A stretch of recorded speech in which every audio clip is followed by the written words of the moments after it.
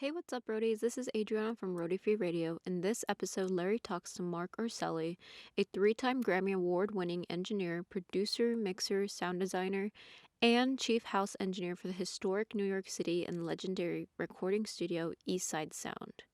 Marc, who doesn't like to put himself in a box, has worked in a variety of genres such as rock, metal, jazz, funk, classical, you name it. He's also worked with artists such as Lou Reed, Kesha, Foo Fighters, Børns, Keith Richards, and so many more. If you want to hear more about Marc and his upbringing in music, make sure to check out the full episode number 108. Thank you for listening, and thank you for subbing. Here are Larry and Marc. How did you start getting into music? Are your parents musical, your brothers and sisters?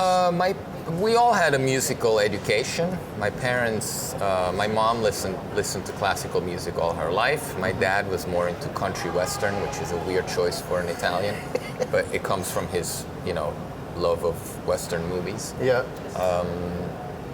And so I grew up around those things being played in the car or in the house. But they sent us to music school, all three of us, me, my brother, and my sister. And then after high school, I kind of didn't really know what direction to take. I had studied electronics and engineering, not audio engineering, but telecommunication studies of frequencies. Which actually helped then in the choice of career. But I wasn't really 100% sure on my path yet at the high school age. And then it just kind of clicked one day when a friend of mine, who at this point I was already playing in bands and I had even produced a couple of bands as a producer without any engineering knowledge, just like an artistic producer. Yeah. What were you playing? I played piano. Okay. I studied piano. So a friend of mine, dear friend down in Puglia who had a popular studio, said to me, I'm selling my console, a 32-channel inline console, for X amount of thousands of, or actually millions of Italian liras at the time. Yeah. Thousands of dollars today. And me at 16, I was like, yeah, right, how would I know of anyone having that kind of money or wanting to buy something that's like as big as a couch? Yeah. And then at night it just clicked. I was like, oh, that person is me. I'm totally gonna do that. And so I bought his console and How'd you have the money? My parents helped. My grandfather had just died like that same year. So they had a little bit of inheritance and they lent me like $6,000 or something like that. So you're the guy who says, I don't want a car for high school, I want a mixing console. Yeah. Well, were they like, you're fucking crazy, dude? You came to this last night? No, my parents are very supportive. They're amazing. They've been amazing to me. They've always been supportive of my choices. I made some choices that were questionable, maybe in their eyes. Like, I came out of high school with the highest of what do you call it in English? Like a grade point Grades, average? Yeah. Highest grade, and decided not to go to university, which disappointed the teachers, probably disappointed my parents, but they never told me about that. But I just was like, this is my calling, it's clear now. And it wasn't clear until it suddenly became clear. Before that I was the geek in the band recording the rehearsals. Right. So it's not like I came from absolutely no interest in recording. Right. I mean, I was already amassing, I had a Fostex X26, which was a 4-track to cassette tape recorder. Yeah. I had 2 or 3 mics, and I had a 12-channel analog mixing desk that I would never touch today if I could help myself. So it's not. I wasn't completely, I wasn't a stranger to it. Yeah. But I didn't think of it as a career. Yeah. I was more thinking of being a musician as a career, but I was like, this is my calling. And the change, the thing that was really important to me is that as a musician, I always wanted to play multiple genres of music, which is why I had a crossover band that played a little bit of rock, a little bit of metal, a little bit of funk, etc., etc.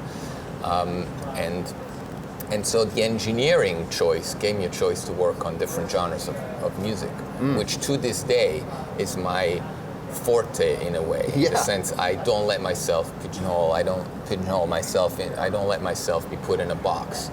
I to this day do jazz records, do classical records, do rock records, do metal records. Do you find you have to fight against the box, or people just know this guy can do everything? Well, I mean, some people, it's not that people know I can do anything. It's more that some people know me for one thing and other people know me for other things, you know? Yeah. I mean, some people that I've done metal records for don't even know that I do jazz records, and they're surprised when they find out, and vice versa. Yeah. So it's more like there's not a lot of crossover between the scenes, so the scenes don't know about each other in a way. Right. So you make this choice, you buy this desk. I buy the desk. My parents let me set up shop in the basement. I do it right. I float the floors, drop the ceilings, 1 foot of sheetrock and rock wool on the walls, because my parents are sleeping upstairs. You're by the way. 17? 17, yeah. Between 16 and 17, I start building this out. So I have a live room, I have a control room, and I have 1 ISO booth. And how do you know how to do this at that My age? friend helped me, the guy Who sold it? who's basically my first mentor. He was expanding his studio, building a bigger one, buying a bigger console. So I bought a lot of gear from him. I started buying mics, all sorts of stuff. I basically set myself up to be able to record.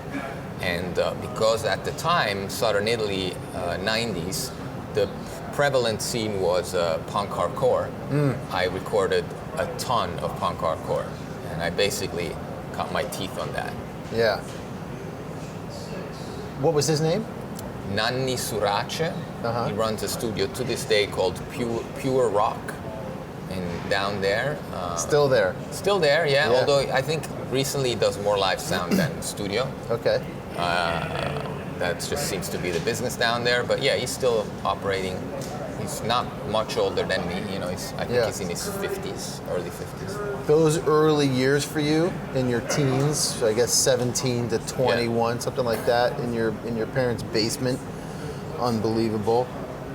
What were some lessons you learned? What were some hard lessons you learned? Does that make sense? Yeah, I mean, obviously I had a lot to learn.